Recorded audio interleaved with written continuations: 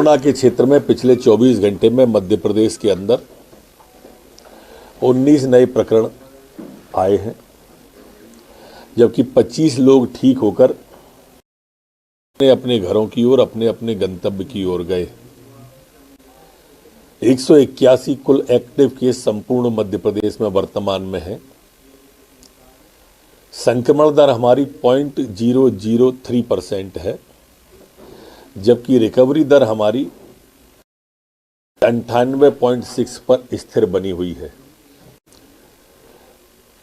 पिछले 24 घंटे में 61,604 सैंपल कोरोना के लिए गए हैं। ये वही दिग्विजय सिंह जी हैं या ये वही लोग हैं बाबा और चचा वाले,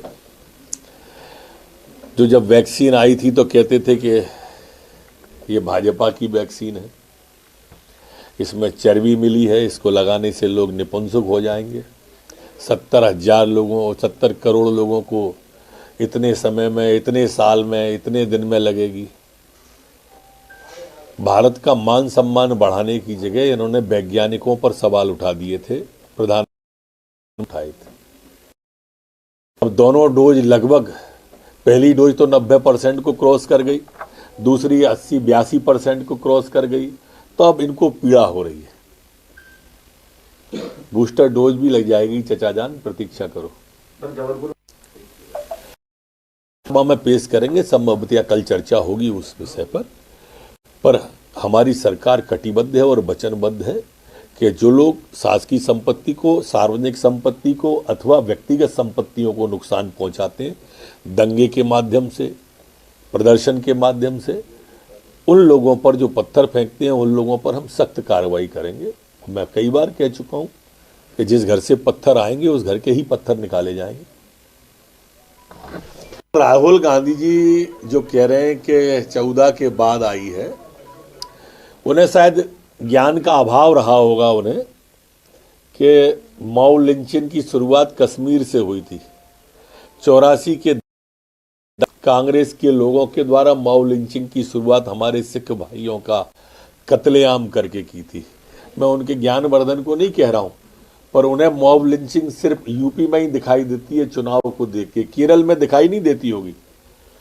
केरल में एक 84 घाव लगे हुए हैं, छेद कर दी, पूरी छलनी बना दिया शरीर को।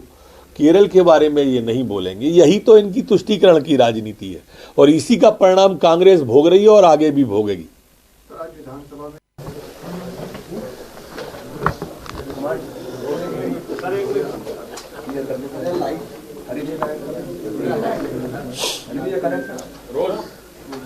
कोरोना के क्षेत्र में पिछले 24 घंटे में मध्य प्रदेश के अंदर 19 नए प्रकरण आए हैं, जबकि 25 लोग ठीक होकर अपने अपने घरों की ओर, अपने अपने गंतव्य की ओर गए।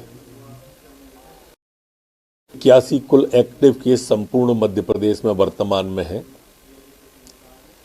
संक्रमण दर हमारी 0.003% है, जबकि रिकवरी दर हमारी अभी भी 98.6 पर स्थिर बनी हुई है।